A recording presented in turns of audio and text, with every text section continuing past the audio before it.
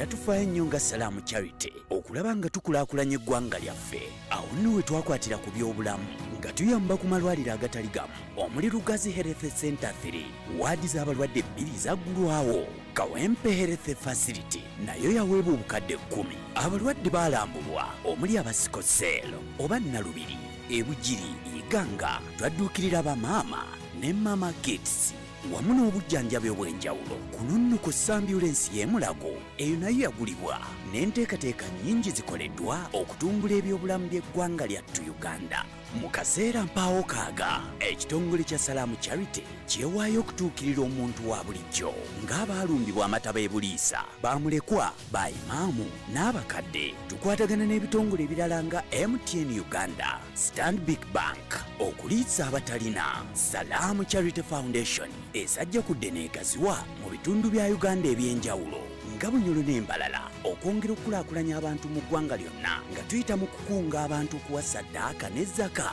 Tuzimbye community centers nga Kaabasanda n'Endejje Lubugumu. Ebyo nno n'ebirala bingi ate nga tukyatambula tukyasensera eggwanga nga tuli wamu n'omuntu wa bulijjo.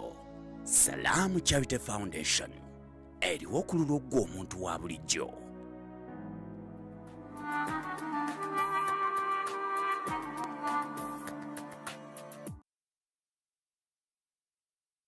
Ekiddako ku Salaamu TV.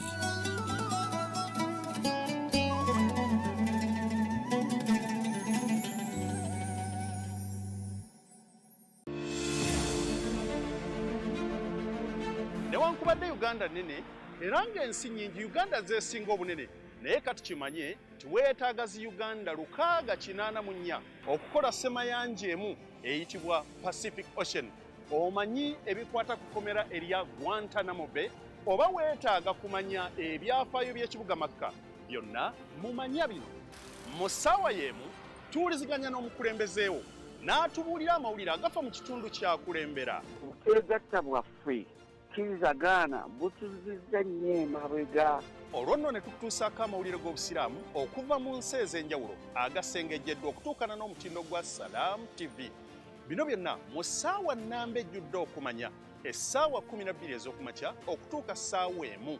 Monday to Friday, nange Alhaji Abdussalam Ali Kinobe.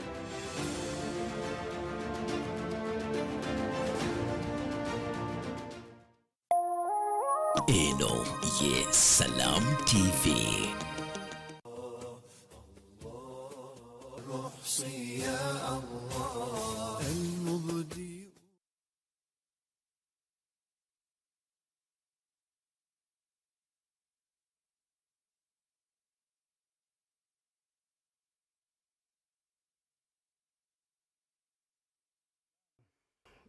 Alhamdulillah wassalatu wassalamu ala ashrafil mursalin Muhammad bin Abdillah wa ala alihi wa sahbihi wa man sara ala darbihi wa ala nahjihi ila yawmi tubra as-sara'il.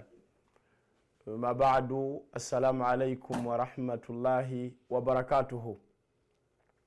Mikwano ja Allah mwenna bebbeyi abanene mu nsi muno, abatono abeyita abatono mwenna, buli muntu ekiti n'ekitiibwa kyagwamu. Ekiramuso kye mbatuusaako kye kyava eri Allah subhanahu wa ta'ala. Oli ne bw'aba akunyiziza n'omutolera butoolezi salaamu, awulira ng'omutima gukkakkanye nti assalamu alaykum wa rahmatullahi wa barakatuhu. Omu ku mmwe yalibadde salaamu yajjanukula n'essanyu kubanga ye kennyini tahiyatu min Allah, kiramuso ekiva eri Allah. Assalamu alaykum wa rahmatullahi wa barakatuhu. Sallallahu alayhi wa sallam bwe yali akatuuka e Madina, bamukuŋŋaanirako bayitirivu okkamala. Bonna baggwaayo, abaali mu nsokolo, abaali basuubira Nabbi sallama nti anajja gy'avudde nga tebamanyi nti anaaba Muhammad. Abantu b'e Madina tubayita Abayahudi, baali bamanyi nti Nabbi ateekwa okujja, ateekwa okuba nga avudde bayina sharqain, wakati w'enjazi ebbiri, sharqatul gharubi ne mashariki, ziri wakati enjazi ezebbiri, nga balowooza nti mu kkubo eryo wakati w'enjazi Nabbi wateekwa okuyita. neeraba wafulumira mu kuba erijjudde emiti gy'entende sallama ava Makka ayingidde Madina ensi n'ensi neggwayo neyeetooloola ow'ekitiibwa sallama nga bonna tebamanyi oba ye mutuufu oba si mutuufu. Eyali kakensa mu kisomo kyabo kye bayita Tawrat gwe bali bayita Abdullahi bun Salam. Abdullahi bun Salam bamuyita yali musajja musomi wa Tawrat nga muyahudi kugge ng'era ye mbyasinga okukkiririzaamu ge mateeka ga Musa alayhi salatu wassalam. Tulina kirala ky'omunyumiza naye Ka'b al-Ashrafi omusajja oyo yali akulira ekika ky'aba Ashrafi. Ka'b ye yali akulira Madina nga kuliko gasseeko ne ba Abdullahi ibn Ubay ibn Salul era Nabi sallallahu alayhi wasallam atuuka Madina nga kali kaseera ka campaign ani anaakulembera ekibuga Madina. Njagala kuleetera salaamu eno obunene obukulu obwayo sallallahu alayhi wasallam. Nabi sallallahu alayhi wasallam bayita omusajja era asinga okusoma Tawrat gwe bayita Abdullahi ibn Salam bamugamba nti genda olabe oba ye nabbi omutuufu abantu bonna gwe tusaana okusinza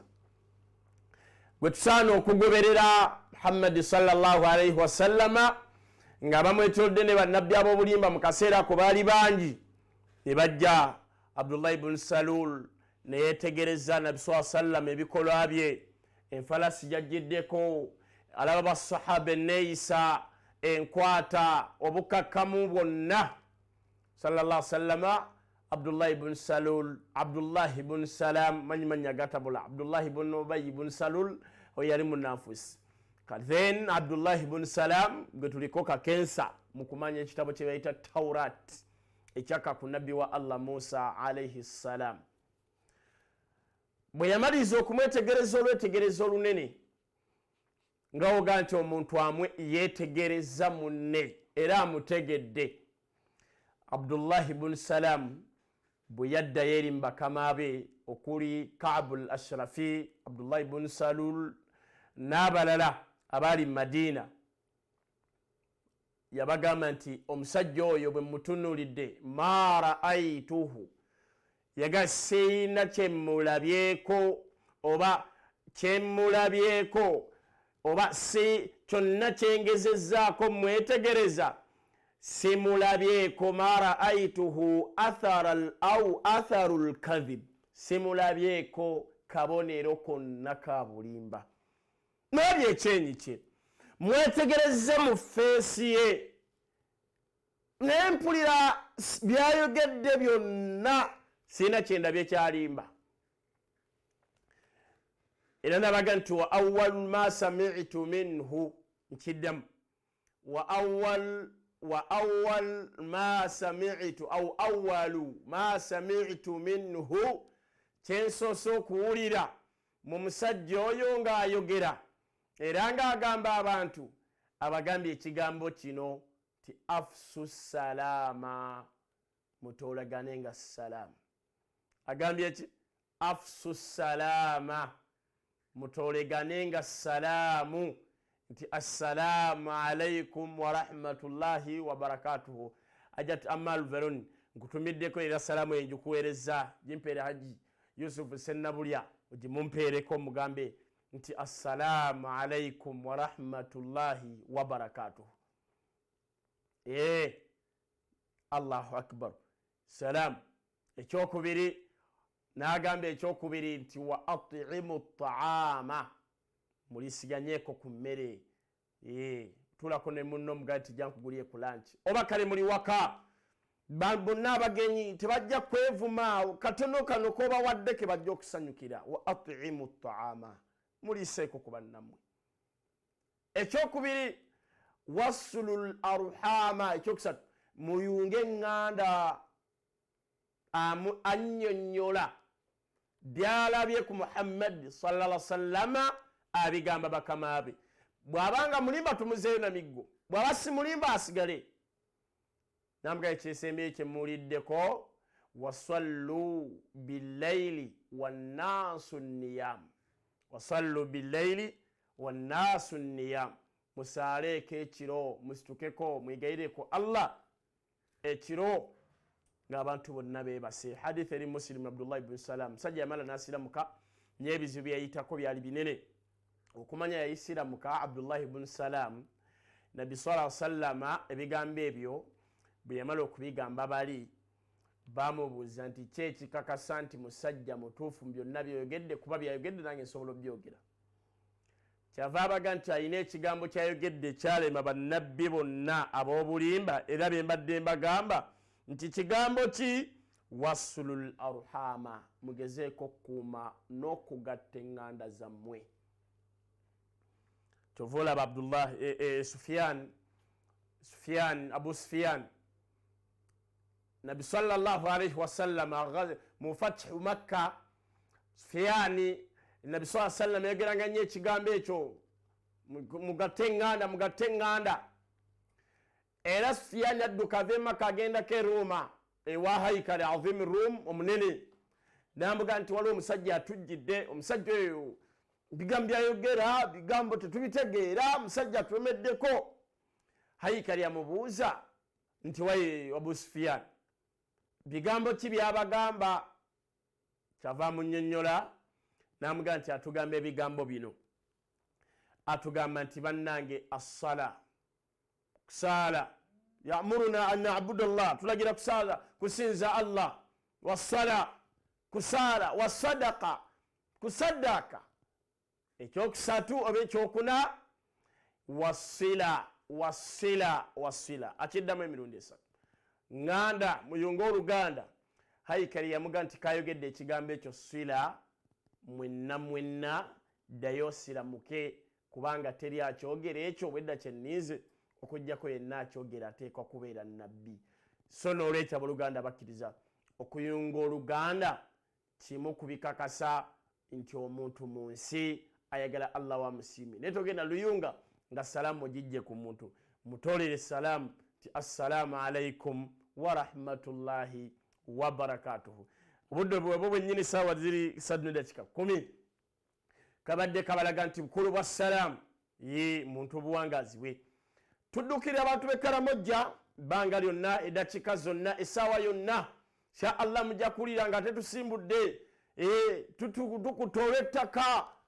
ekitututteyo basiraamu, kitutteyo bantu, kitututteyo balema, ekitutteyo buli kika kya muntu. Karamoja tugenda kukidduukirira insha Allah. Era ab'Ekaramoja mutulinde essaawa yonna ojja kulaba kampani y'abasajja ffenna nga tweyazaawo midiya yonna tubaleetedde ebintu bye tusonda mu basiraamu. Bino abantu bye tubagamba nti mukubirize bannammwe muweeyo 077 444 njiddamu 077 444 kwe tugenda okuyisa obuyambi bwaffe. Yenna ali eyo gy'oli yangu okuyisa akasenteko kuno, yangu okuweereza akasenteko mu ddakiika zentonotono insha Allah. Saba Allah abawe obusobozi ku 077 444 muntu kwasobola okugamba nti bisimillah kantekeko 1000 nga olaba MTN yo ng'ogenda okusindika sente nayo kyoba okulaba ajja kusaba ennamba y'egyoba oteekamu sente tugenda kubanga tuzifuna. Ate Airtel ojja kutusanga insha Allah ku business line yaffe eri star 185 star 4 star 9 hash njiddamu eri star 185 star 4 star 9 hash. Bumaliriza okukanyigaako bajja kugamba nti oba namba 2 ojja kulaba nga baga nti wandiika business number oba filling business number. Business number yejolaba ku TV yo wandikawo emitwalo 6. Gwe omala okunyiga kiri star nyiga okay bagenda kusaba business number wandikawo emitwalo 6 oba 600,000. Bumaliriza bagenda kusaba namba 3 nti wandikawo omwendo gw'ensimbi goyagala okuba kwabodduukirira insha Allah ateekayo 15,000 20,000 emitwalo 2 emitwalo 3. bw'omaliriza namba 4 bagenda kugamba ekigambo nti wandikawo reference oba salaamu reference tukwetaaza linnya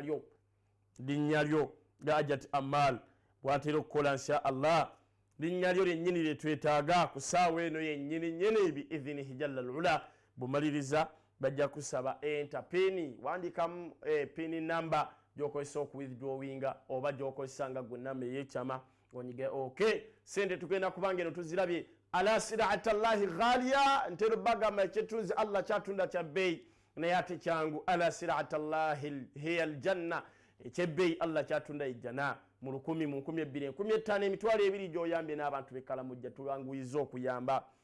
twanguyiriza okudduukirira twanguyiriza okubaako ebintu byonna bye tukola nga tuyamba ab'ekkalamujja tetulina kirala kyetuyinza kukola ab'ebitiibwa bakkiriza okuggyako nga byonna bye tukola oba byonna bye tugezezzaako okuteekako omukono tusaba Allah subhanahu wa ta'ala kutuyamba kutumalira nakubaako biidhinillah byaba agenda kutumalira mu bulamu bwaffe. So ab'ebitiibwa mwenna abampuliriza tukyali ku musomo gwaffe obugayaavu. Teri mugayaavu mu nsi muneeno yesiima wabula buli mugayaavu ku nsi kuneeno awulira nga buli kimu buli kyonna ekiba kituuse gy'ali akirabira ddala ng'alinga eyasiraana. Ne wallahi ntya Allah eyantonda teriyo muntu nga tagayaala okuggyako nga Allah amwanguyiza. Abo bonna be mulaba abagagga abafunidde ssente, be mulaba abeekoledde, abalina amamotoka, abalina zikalina, kiki kye basooka okukola mu buwangaazi bwabwe mu bimu ke bye bakola njagala okutegeeza bejjamu obugayaavu mu mutima ne bagamba nti bisimillahi rrahmani rrahim katusabe Allah tutandike ate emirimu gineeno oba katubeeko be tudduukirira oba katutandike okukozesa n'amaanyi kya Allah oba oliawo naffe Allah subhanahu wa ta'ala obulamu bonna anaabwanguya era ogenda okulaba nga Allah obulamu bwaffe bwonna abwanguyiza. Ntero bagamba obugayaavu kintu kibi tetugayaala. Abavubuka muve mu kulera engalo, abavubuka muve mu kulera engalo eryo zambi, muve mu kulera engalo eryo zambi, muvubuka atakola eryo zambi, yenna atakola nga bw'olaba oli bw'ayenzi wabeera ne zambi naawe eryo kubanga okukola ibaada bw'onooba tokoze Allah ajja kuvunaana. Muve mu kulera engalo mutambule mugende mukole. Tuvulaba Umar ibn al-Khattab asinkana abavubuka nga bali mu muzikiti beebase ababuuza bali ku azikaari ono asaala ono bwadde wasoma ku Qur'ani alannamye ambabuuza nti mwe bannange man antum mwe baani? Ne bamugamba nti nahnu mutawakiluuna, ffe tuli abantu abeesigamira Allah, ffe tuli abantu abakakasa nti ono tuli Allah agenda tuwa ekyokulya. N'abaga nti bal antum mutawakiluuna, mwe temuli abantu abeesigamira Allah. N'abaga nti almutawakkilu, omuntu eyeesigamidde Allah, omuntu atadde ebirowoozo bye ku Allah, yo yakwata empeke y'ekijanjalo, yo yasiika kabalagala, yo yasiika muwogo, yo yeetikka emigogo n'asaba Allah nti teera muno baraka. Ne tatulaawo kulenganga naga nti mumpe la, n'atuma omuvubuka n'amuga nti genda oleete omuggo, n'amuwa omuggo n'akuba abavubuka emiggo n'abaga nti mwenna mufuluma omuzikiti mugende mukole.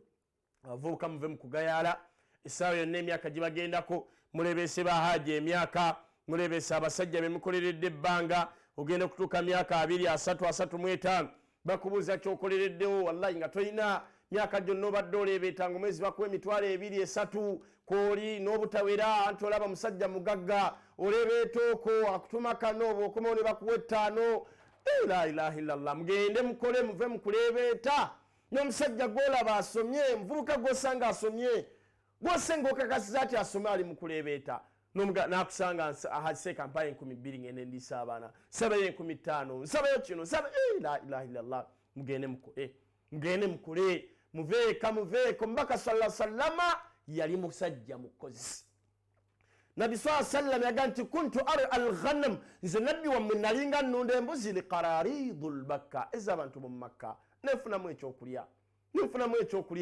ne muli ku maduuka g'abantu mmwe mweyita babbulooka, muli ku maduuka g'abantu mubulookinga buli abeeraze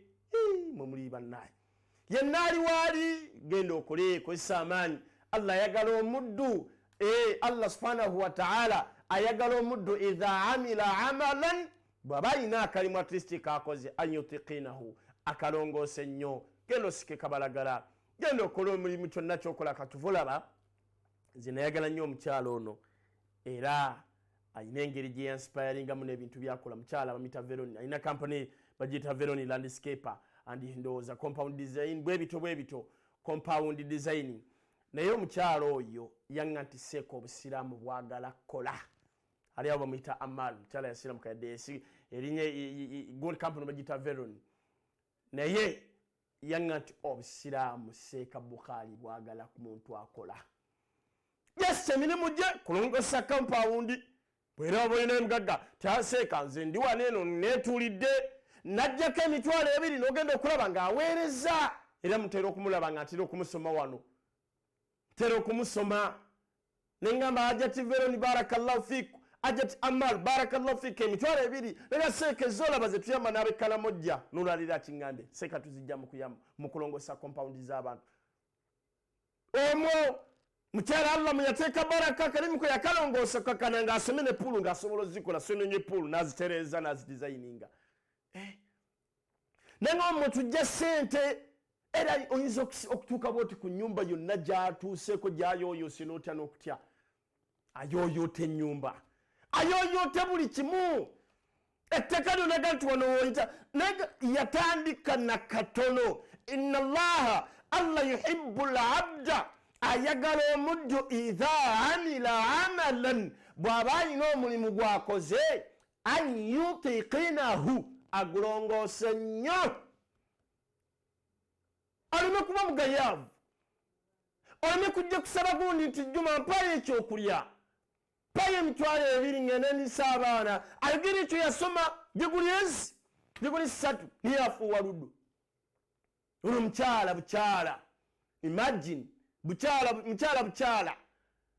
era mbaddeko awo saidi zeeyo emunyonyo ndi naye nentulako naye nemugamba naye lwaki bino wabitandika otya nanga nti seeka lunaku lwe nakeera nenga nti Allah tayagala muntu atuula nsomye diguli zange nzirina diguli 2 mu bino lwaki sobola kutandika compound nasimba lupasikala mu lutono alaba obalunaavaayo kati ye muntu ayitwa muliranga ajamise jango tereze pulu ye swimming pool ne bagitereza mu mulyawo esente zino zetubasaba zetubagamba tubane mutuyambeko tugenda tuyambe abekkalamojja zigenda kuva mirimu gino gye tubagamba gye mukola ate tokola tunakujjamu nofuna otya empeera nga tolina kyoweereza tokola obusiyamu bwagala muntu akoleza keerabike bano kusalamu alhamdulillah twabaterawo muntu yenna zakaye girete kusalamu charity zirete kusalamu tv bakuwandiike naye ogenda kujjawa zakayo nga nokukola tokola ajati amalu veroni company simanya scraping and designing Allah wakitiibwa nsaba akuteere baraka mu byonna byokola atoyanga okudduukirira mu bantu bekalamojja nga bulijjo bokola yenga sekanze wendi omuzikiti gwe bwayiso guwambo gwe yaguyingiriramu nanga nti ogupako we banatujjako nga mpereza emitwalo gyange 2 Allah subhanahu wa ta'ala naga nti kakati katuze kalamojja paka lwe munati oyitava nanga naye lwaki siwayo nga Allah mpadde ekyokukola yeye namba 0776 444 22 njiddamu 0776 yenna aliwo oli saba Allah ateeka omukisa mu bizinesi yo mu byonna byokola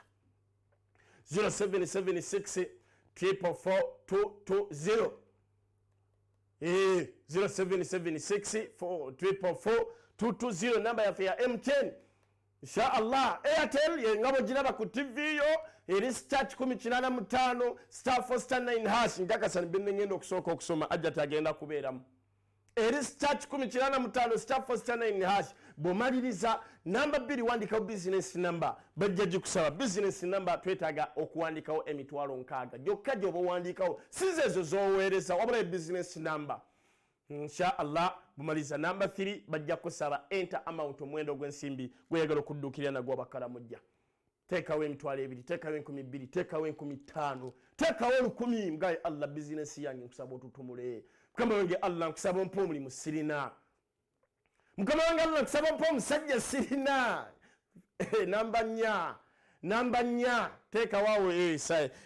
obadduwa salamu ojja kira kigenda kujja ngo maze okunyiga enter amount ti salamu reference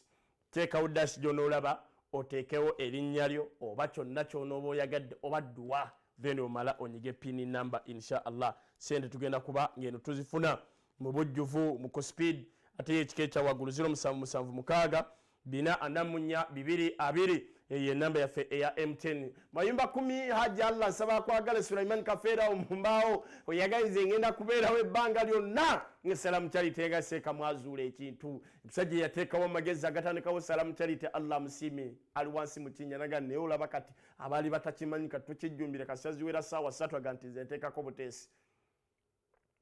mayumba 10 Allah akwagale Allah akusime ebikususeeko ng'omuntu omita mayumba 10 musajja tabalirwa nzaalo Sulaiman Kafero era yeyanga nti seeka nze mba temunnajja kumpeewo nga nze akange kayiseeko dda saba Allah akwagale gwe ne famire yo ate embeera enekusukkako yonna mu bulamu bannange Allah nsaba akwanukule bannaye mwenna abasiraamu mukubirize bannammwe bakole bave mu bugayaavu muve mu bugayaavu basiraamu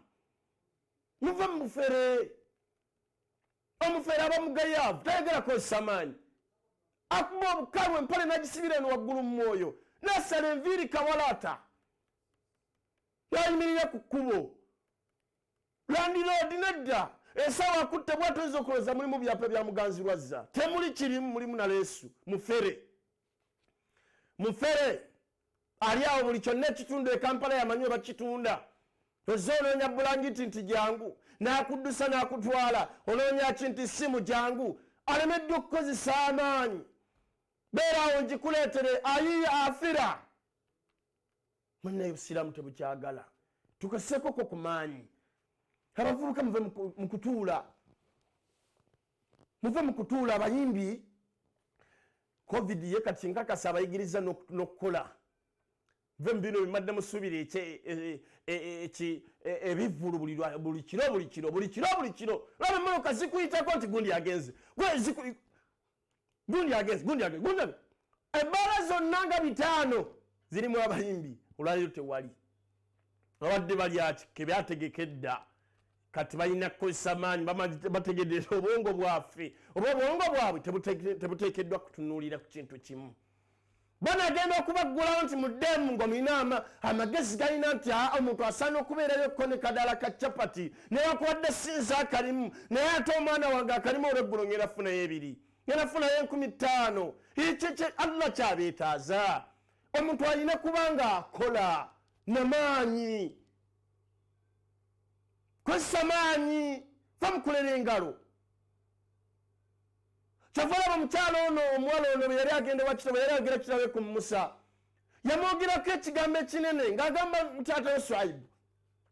nega omusajja gwenjagala okozese kawiyun w'amaanyi ate aminu mwesigwa abuvuuka ekibalemesezza okukola bubbi bukumpanya tokyalina nayinza nakuwola 5 gundi wamubba Juma omubbye Amisi omubbye Amaliyamu omubbye buli omu omubbye onoonya kuwola emitwalo 5 ogenda ezika ekitawo akutuse nga tolina basajja bawadde emmoloka zaabwe mugende muzivuge mwonoonye ezo muzisse tokyasobola kujjamuga nti aji bagimpe ngende njiye esente azikusaba toyina yagigula $5,000,000 toli muganda toli mwana wa muganda toli mukyala we akusanze nga wooli ekyenkyoteeka wansi noga subhana rabbiyal a'la wa bihamdihi lega omusiraamu nalabika takola najja mu nsawo nagula emmoloka $7,000,000 najja agenda ku kkubo tandika okutikka amayinja gatwalira abantu kusaana enjagala sente bweziti nawe ojjako ekyokulya neweeyanza ne buli zonna zokwata oteeka mu nsawo buli kimu oteeka mu nsawo tweyiga okukozesaako ku maanyi ate omusajja yenna alina okuba nga obwongo bwe buzuukufu tatukidde mu bizinesi emu enkyeyo Allah bw'anagikwata nga gy'omanyi omusiraamu abeera mujjagujagu wano ne wano buli kimu akiyingiramu gwe muntu omukozi muve mu kwagala okuyigiriza abaana bizinesi emu n'osanga omwana akuze asoma IT kyekyo kyamanyi IT internet omwana agijjako nga bagitujjako ogenda kulya ki ogenda kukola ki beerayo n'amagezi amalala muve mukulowoleriza nti twasoma nze nasoma bwayinginiya alhamdulillah mulimu mulungi osemba bayinginiya emirimu giriwa abasajja abazimba ebizimbe balina bayinginiya baabwe negwe olina diguli zo 5 liyinginiya zitadde wali eri oba 3 ziri wali mu bwayinginiya olinda bakkubire nti jangu okole eno otandika okusuubula amatooke banagenda okutegeera nti oli musajja yinginiya ekizimbe bakikuyitire ngaosobola okukisika nga naye otaddeyo amaanyi n'omuvubuka gwe nagamba nti waayi sikuganye osomye era oli musajja nnyo alina diguli mu statistics nemugana naye olowooza banakubira dde okugenda okubaako byobala nenga ntibajja kunkubira nemga olimba genda olise family ntintya nonga ina sente mmeka nenga ne milioni 10 nemubuuza kiki kyosobola okukola nga simanyi nemga teeka waliwo shingibbe tiwali togerere haji ekifo kituwe netwogera nejjumu n'omusiraamu siraamu nakwata kisente nakawa haji seeka banajja nti Allah subhanahu wa ta'ala saba musabe emmotoka zinajja simanyi amazzi wagatuwe kali tapu waliri ekyuma haji hanza ino kyegulira isekisena sente saba Allah emmotoka ezinajja munojja natusena ngati lwabadde kosa gulo lwabadde lwa sandi binabaddeyo natuteyo nange ngenze muwagireko nyumya nange ntiseeka kati business yakula njagala kudda mu spare saagala kusigala mu business emu berituuka akaseera amazzi ne gampitako ne gaggwawo wano wengajja bwetuuka akaseera nga wano baagala kungobawo nzirewa kange netandika business endala neno nga weeri y'omuntu azubuka obuwongo muve mukulowoleza ku kintu ekimu muve mukulowoleza mu kimu mwenna abampuliriza tukone ku bannaffe tugende tugende tutandika okuyiiya genda oyiye genda wetike oswala ki nyumvubuka gwe nasoma naye namusanze yeetisse buyandaba ebintu kati abikuba owakaboda abitadde bone bwati zijja ntamba bisajja tusibiriiko anekanga kati abikuba aye ebikafeesi nga neddala olimba amisi guno gwe mulimu Allah gwakuwadde ve mukwekanga tegukuswaza wetike Allah magendo okugiramu ekinene nenga kituufu nekakati era nseetise mbadde nagwe nyambyeko nenga yenna agubye yiza okulowooza irizi nenga tiva mukwero kuteekako wetike genda otwale Allah gyolaga bagenda kuwa 5 bwonatuleka teri agenda kukuwa sikanzigolaba mbadde musomesa kati osomesaawa niyo musomesa gwe nagamba nti va mubyolinda bakonda kuggulawo bagenda kuggulawo genda otandika okoza emmotoka Allah saasira nti buli gwempa ekirowoozo akigula genda otandika okoza emmotoka mu washing bay omusiraamu nakwata diguli yanagiteeka ebbali najjamu ebikalu nayambala ovulo ne gambutusi nsaba mulimu kiki njagala kudda wano okoza emmotoka nampiira tempiira tugabirako 2,000 sifuddeeyo enjalekta abaana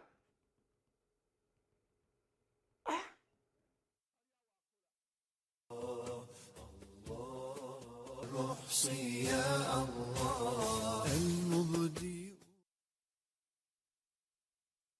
omuzadde olinayo omwana eyamala sini ey'okunooba ey'omukaaga nga wabuwala jangu omuwandiise ku Islamic University Uganda Females Campus Kabojja mu certificate diploma ne degree mu masomo nga law, education, mass communication, information technology, business studies, fashion and design nga tusomesa n'abasawo okuva ku ddala certificate ne diploma. Abasawo baffe bali ku mutindo gwa nsi yonna. Jangu ofune ekyenjawulo kumanya ebisingawo kuba ku 0757 0500 oba 0704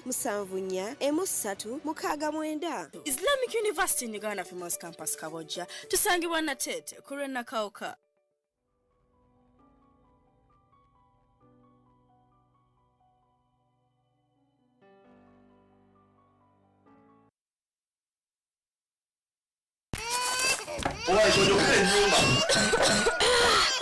Banega n'amanda naye gwabonabonanga n'okuma essigiri buli lunaku omukso mukazi bunange amanda mabisi zena obufumbo bw'okubonabona buntamye leka naawe gwe toyaka kati ewange ebyokufumba nabigonza kubanga kati nkozesa gas era tulira mu budde. Omuntu yenna akozesa gas akekereza ebitundu 53 n'okusinga omuntu oyo akozesa amanda era ngono gas yekaali katale atafumuuka olw'obuzito muyonjo wa bbeeyi ntono ddala ate nga mwangu okukozesa kubanga gisamangu by'ofumba n'emmere n'esigaza akawowo kaayo gwamwetaze n'ayagala okulefiiringa tusobola okumukutusako wonna w'oli omuli kilo 6 12 ne kilo 5 okumanya ebisingawo kuba ku noti 759 8 noti 4 476 ne noti 771 826 454 Mark Gas tuve kumanda. Are you a hotel or restaurant owner, a private or aspiring chef or foodie? Do you want to modify your kitchen craft? Then here is a chance for you to network with the best chefs in Uganda as you attend the practical seminar organized by the Culinary Association of Uganda from 16th to 18th November 2021 at Fairway Hotel under the theme Tackling the Practical Hands-on Basics in Culinary. Entry is only 20,000 shillings. For more details, call us on 0701 36 1190 or 0754 74 9010. This event is proudly powered by Fairway Hotel, Tropical Heat, Keba Express Hotel, Ramco Gas, Great Habib Smart Farm Academy, Bandali Jaffa Foundation, B&Z Kapal Chicken,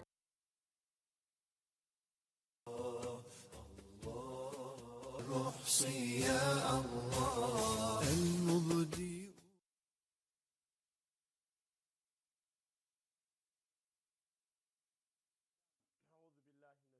rajim bisimillahi rahmani rahim. Allah tumwebaza jalla jalaluhu omunene mu buwangazi buno atumalira ensonga zaffe zonna. Buli womalira anoteeka essanyu mu kifuba ky'omuntu naye awulira essanyu pitirivu, ate nawe Allah ateeka essanyu mu bulamu bwo. Tubeeko betuyamba, tubeeko betudduukirira tuteeka essanyu mu kifuba kyabwe. Ga mazima wallahi bwe tuba nga tetulina bantu betudduukiridde mu nsi gye tulimu, ng'omuntu akasente kakwata kake tukiriziganye babiri, enkulaakulana yo nange eyinza okuba nga ntono. Lwaki? Sente yo teriimu kugaba, teriimu. Era gyowegendereza omuntu gwe tuyita nti y'omugulu, buli kintu kyonna ne bwaba mugagga laba batayina. Alwana nnyo wali afunewo ttaka lino alifune, akayumba kali akafune, wano batundawo. Uganda yonna nga wulira ayagala ebeeyiye. Lwaki? Omutima gwe teguliimu bugabi. Ate okugaba kyengera, Allah asaasira busaasizi n'abaako gwakiwa. Nga bw'olaba muli bangi abaweereza ssente abali kuno, nga bw'olaba bamuyita Mustafa Yasin. Katwale nti kale nga bw'olaba Mustafa Yasin aweereza ssente emitwalo 3. Katwale ekyo nti essente zaweereza ssente tazaagala.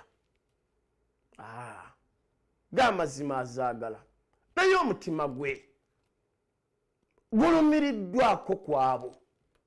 Negati Allah nkusaba oteeke baraka mu byenkola. Kama wange Allah nkusaba kino, Allah wange kino, mumbeera efaanana bwetyo. Genda okulaba nga Allah anjuluza emirimu gye. Ogenda okulaba nga kino kyakola Allah subhanahu wa ta'ala amuteeredde mu baraka. So ab'ebitiibwa bakkiriza mwenna, tusaba Allah mukwate mu nsawo zammwe, akkirize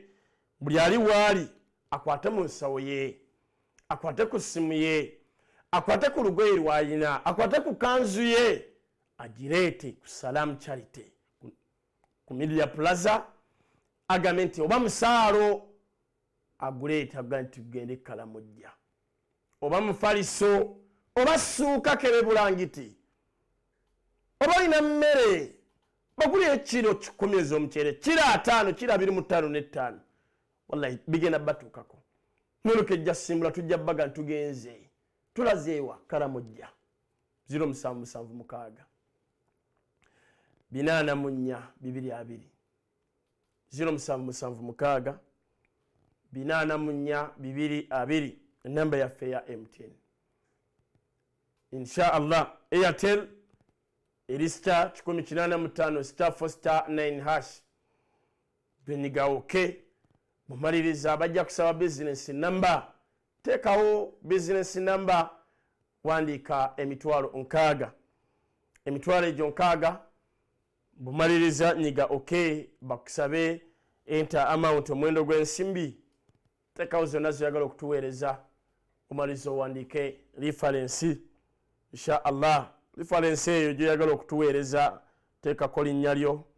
teekako kyonna ky'osobola, then oteeke mpini number biidhinihi jalla lula. bane tusabe Allah taso bugayavu mu bulamu kubanga omuntu mu nsi munene buli wagayala binje bimuyitako tuvula nabagambye eggulo omuvubuka omukuba nene batabi'i gwe bayita Hassan al-Basri yeyita ku bavubuka nga bavubuka majmu'atu min ash-shabab abavubuka nga batudde musaako bavubuka wa min bainihim shabun nga mulimu omuvubuka mubo aseka yadhak nga aseka bi'ala sawta neddobozi erikika ekyawaggulu. Hassan al-Basri yamutuukirira n'amuga nti hal marartu ila sirat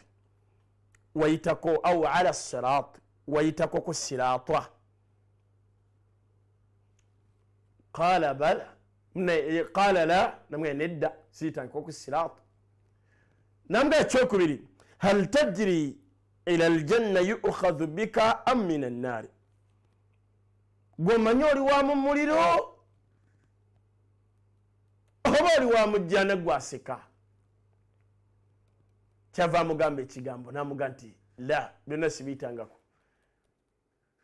namuga nti kakati wama hadha ebyo nna byaki ebyo byokuseka oseka ki lwaki totuddeeko wansi n'obaako kyokola ekinakuyamba. Hassan al-Basri bavubuka nga batudde lwaki ofunye eyo kale nose katono kwatayo 2,000 zinakuyamba okusinga okuseka lwaki osomye ku Qur'an kitono oseke mufo kyokuseka okisuse waliwo okuseka naye waliwo abasesi nga ye buli kimu aseka. Namuga nti kyava agamba bavubuka bonna abaaliwo nabaga nti bannaye nahnu nudfinu mautana mukakasa nange nkakasa nti buli lunaku tuziika abantu wala ta'tabir nete tufuna kwebuulirira buli lunaku omutakoma bugayavu nenga buli lunaku aziika. Namuga ekyokubiri wa nahnu nuwaddi'u buli lunaku tusiibula saghiri wa kabiri abato n'abanene n'abakulu bonna Allah bajja ku nsi kuno nyefala nazdaja tewali omuntu yasobola kwekanga nti oyo kagenze nzayinza okuddako. Obugayavu bubasusseeko n'ekintu ekitono omuntu kyasobola okukola okubaako kyayamba kyasobola okukola ku sipiidi eyo akireka lwa bugayavu. Allah mumusaba abajja obugayavu mu mitima gyammwe bale nadkhulu lmaqabiri mumulowooza muyingira limboozi mmeka nkowe wuyajjudde miratun wa mirara au miraran wa mirara emirundi n'emirundi buli lunaku abantu bagenda enkoowe n'ekisinga okunnuma ghita'u lghafula ekisanikira ky'obugayavu kiri ku mitima gy'abantu. Omuntu mugayavu ne bwalaba ekintu kyonna ng'akimanyi nti bwenkwata 10 bwenyiga simu yange eno neŋŋamba nti Allah wakitiibwa nzigyemu pattern naye mukaseera mu bulamu bwe nnina ku mobile money nyinako emitwalo 2,100 kanyiga empeereze alaba nga kinene era alaba tasobola sente zaabula ne lufuuka luyimba lwofunye Allah subhanahu wa ta'ala yete tomunyega lwofunye Allah subhanahu wa ta'ala tomwebaza. Obugayavu obwo bwe tuba tusooka okwejjamu kamuleeteyo kana akagambo kamu ndowooza ke tuba tufundikirira nako. Hassani subhanallah Abdullah ibn Mas'udi waliwo mu kaseera we yaliwo mu kaseera ka mu Iraq yali imam mu kibuga kye bayita Kufa. Ibn Mas'udi ya sahaba basahaba tekwali mugayavu bali basajja bakozi kati ku mulembe oba mu kibuga Kufa mu Iraq mwalimu omuyimbi artist ngulayo enva okulaba kabako Allah akusime Allah akuwonye ebikuluma muganda wange songa zonna Allah saba zikuteekere mu kkubo ng'obirabako bali bayimbi nga muyimbi nga ekibuga kyonna Iraka ne Kufa kikubo ve ku bino eby'e Kampala miyimbi olwayo wakuba oluyimbi emyezi egi n'obutawera ng'olwo luvaako waliwo olulala oluze abaana akola ekivulu ateeko twegayirire nnyo tugende alinga atali artist ateeko twegayirire nnyo saagala nyiza abafans n'ebirala nga bwe mutera okukola naye tuvuddeyo kakati Hassan al-Basri bwe yali ali mu kutambula nga gyagenda tewali muntu yenna n'atyayo subhanallah Abdullah ibn Mas'ud manya gankutte Abdullah ibn Mas'ud sahaba wa nabi musajja yakuze mu myaka yali musomi wa Qur'an ngera ye mu myaka gye kuva bwe yasiramuka teyagala bugayavu eswala ku muzikiti naye abagenda nagati we nayite nonze kabayiza okuntusako obuzibu kampite mu korido mpulira ya oluyogano mpulira y'abantu Abdullah ibn Mas'ud kyavayita mu bantu atambula agenda okuwulira endongo omuziki gwe ngamba endongo nga biri mu kkuba bwe yatuuka bw'ati Abdullah ibn Mas'ud ng'ayitawo yalengera kikoosi oba gurupu ey'abavubuka nga waliwo omuvubuka gwe bali bayita Zindanu al-Khindani Zindanu al-Khindi omuvubuka yali muyimbi simanyi artist kikigo goyinza geraageranya kwoyo akuba ekibuga kyonna omulundi ogwo ensi n'ensi street zonna amayumba abaana abagagga abanaku ne baggwayo bamulabe ng'ayimba ng'era ku stage nga bamuwa obutitimbe n'obutitimbe bw'ensimbi n'ebirabo yali mu kibuga bali bakiyita Kufa mu Iraq ng'ensi gye bayita Iraq kakati omuvubuka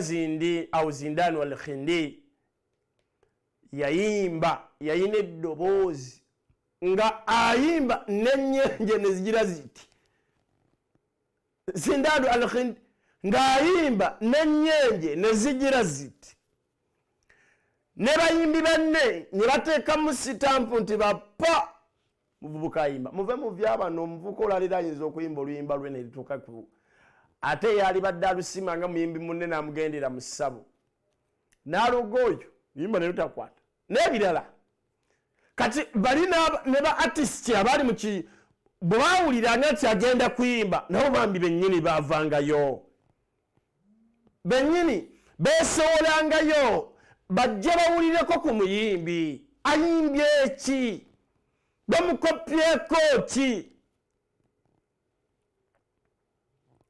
kakati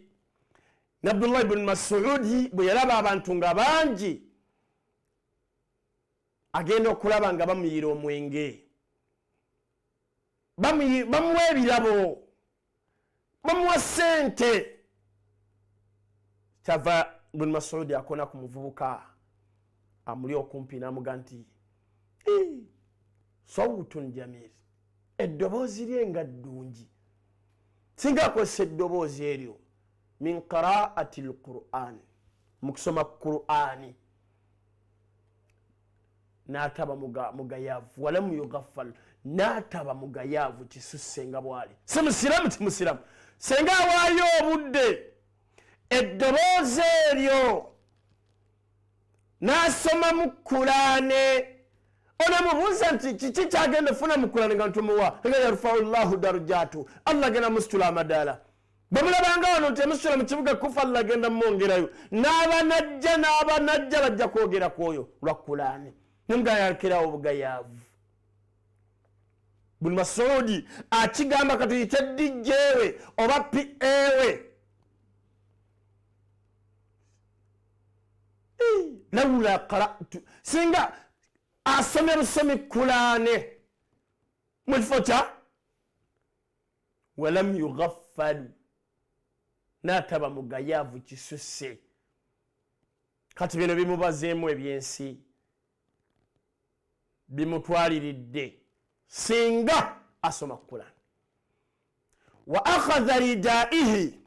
yanyumira eddoboozi ly'omusajja naye yali atuusa message eri omuvubuka oyo wa akhadha ridaihi n'ajjako ekitambaala kye bambi ibn Mas'ud ebitambala by'abasahaba byabanga biwunya bulungi nagayenze ekirabo kye muwadde mu kuyimba abasajja abo bannaye Allah basasi bayina imaani gwe bageze ne bagamba nti imaani omuyimbi wuli genda omweyo emitwalo 5-3 ulira ng'okutuka oggwawo bayina imaani wallahi ibn Mas'ud yajjako ekitambaala kye yali ayina n'akiteeka ebbali n'abaga nti mukimutwalire temumuga nti nze akimuwadde mumutwalire kyekirabo kye muwadde nga tamanyi nti awo wonna bamumanyi ibn Mas'ud kuba ebyo yali tabiyitamu tabimanyi musajja watabeera mu Qur'an musajja watabeera ku reporting hadith musajja yakuze embaka yafadde abasahaba bonna bagenzi baggwawo tuli ku mulembe gusembayo gw'abasahaba mulembe gwa tabi'i ibn Mas'ud wali n'atambula agende aba atuuse gy'atuuse ibn Mas'ud omuvubuka ono yamaliriza okuyimba alaba mu birabo byonna bye bamuwadde kyeyava yalengeramu ekitambaala tabbat nga njeru ng'erabika bulungi ng'ebunya bulungi basahaba beekubanga nnyo obuwoowo n'abawarabu ng'era mubalaba kyava ababuuza nti ani ampadde olugoye luno ani ampadde ekitambaala kino mu byonna ebbanga lyenyimbidde sirabangayo kiringa ng'oli kuwa kanzu ng'obadde oli mu kuyimba wancekekya olina alite kanzu ng'ekirabo tiwebale kuyimba kwateeke era nawe konnyini oluyinza okulanga nti ono musajja alabika muguwa ddalu ne ibn Mas'ud omusajja omuvubuka bwe yakwata ekitambaala ababuuza nti ani ampadde kino ne bamugamba nti sahabun yuqaalu lahu Abdullahi ibn Mas'ud sajja mukulu yakwadde ekitambaala gwe bayita ibn Mas'ud n'ababuuza kute kkubo ki takute eno aŋŋambye ebigambo ki kuba tayinza kiteekawo obuteesi kyava muga nti agambye singa okozesa eddoboozi lyo min qiraati alqur'ani n'osoma kulaane n'otaba mugayaavu nga bw'oli Allah agenda kusitula eddaala mu nsi muno n'abanajja bajja kwogerako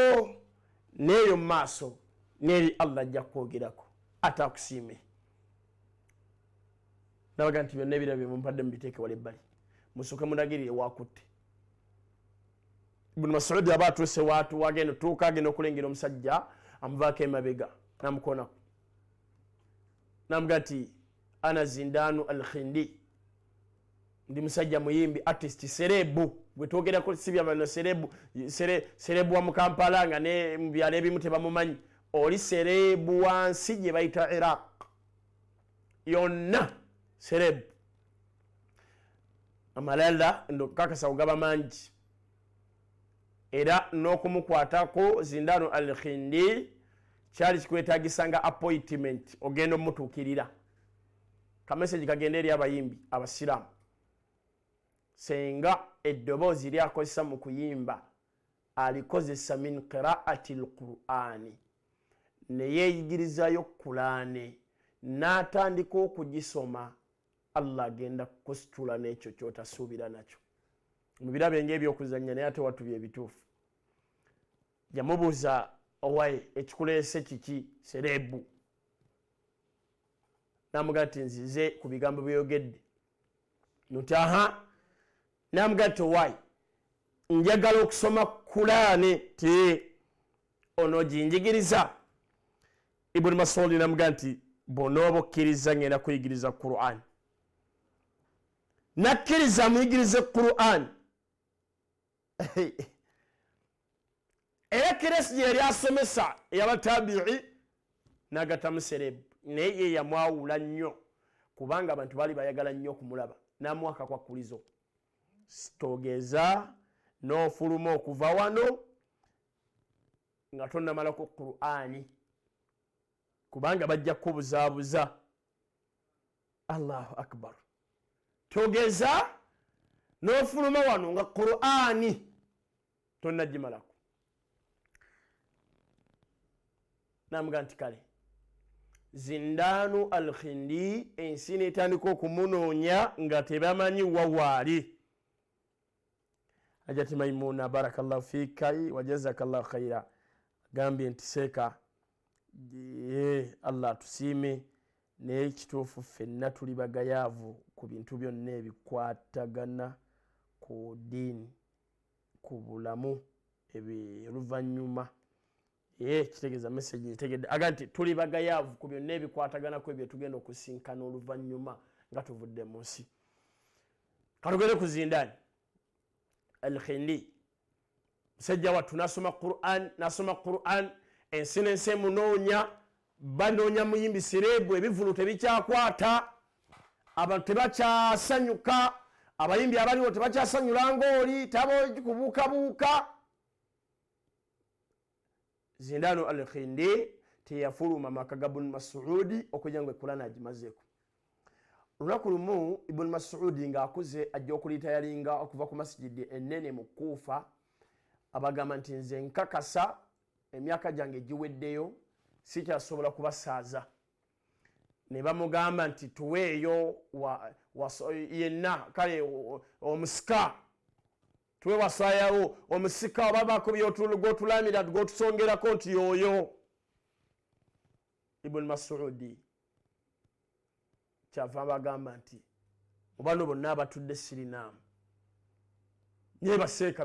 bali awo batudde nti abanene bali awo taanidda wama mwagala musika wange anaabakulembera gwe naabamba siimidde munaamukkiriza nti ye bafiizu baabali nti batabi'i bayitirivu nnyo basomesezza ta tugende mbatwale nti nga batwala abavuga mpolampola avuga mpolampola nga batuusa ewamuvubuka gwe bayita Zindanu al-Khindi n'abagamba nti oyo ye imaamu oyo gwe mbakwasizza ng'ensi yonna enoonya Zindanu al-Khindi ayimbe kumbe eno bamugabayo kufuuka imaamu mu kibuga ekinene Kuufa avudde mu music avudde eddoboozi lye oba celebrity bwe amalala ge kagakolereko mu ddiini naffe tusomako eno musome twogerako mwogere abasajja ne batashajaraawo nedda sebo mukama wa naye oyo gwe mbawadde Zindanu al-Khindi Allahu akbar saba Allah subhanahu wa ta'ala ensena agitwanguize ya rabbi Zindanu al-Khindi n'abagamba nti mba muwakanya obanga muwakanye kale katugenda tusaale ku magalibi agenda osaaza nga nange ni mabega kale ensi neewulira abadde omuyimbi yagenda osaaza magalibi ne bugeza bukeera bukeezi nti Yusufu Sennabuli bakabaka oba Kedi Kenzo oba Vincent Segawa oba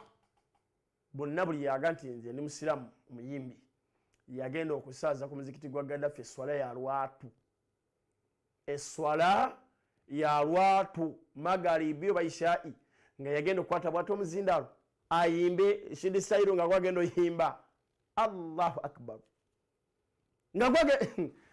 fenna bantu bonna bali mabega Allahu akbar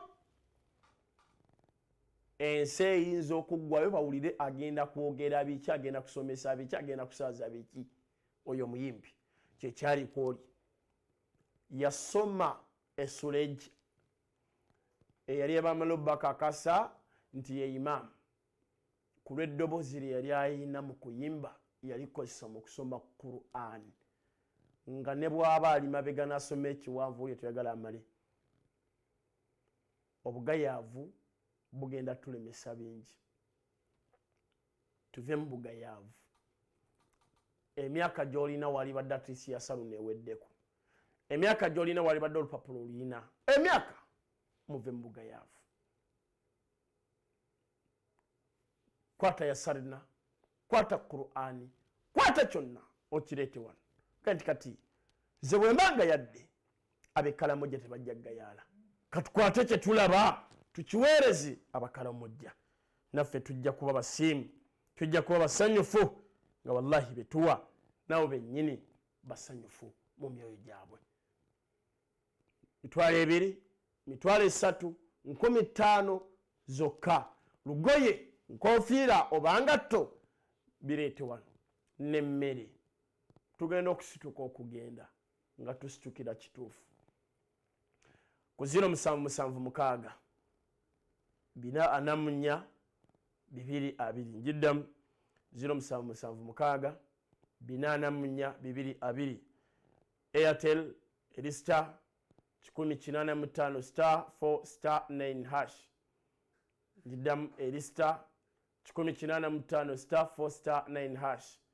business line yaffe nga ogiraba ku TV yo gomala nyiga okay oba enter oba send bajja kusaba business number wandikawo emitwalo 6 oba 600,000 bumaliriza bajja kusaba omwendo gw'ensimbi enamba 3 enter amount ingizaamu kyonna kyolabye kyosobola okuyingizaamu 15 mitwalo 2 10 zigende Kalamoja bumaliriza namba 4 esalamu reference gemanyago oba kyonna kebereddwa bumaliriza onyige pini namba insha Allah esente ozitekemu barakallahu fikum wajazakumullahu khair hajati veroni kutumidde nnyo ye landscaping webale kuba imo webale kuba ngosikiriza abantu biidhnillah assalamu alaykum wa rahmatullahi wa barakatuh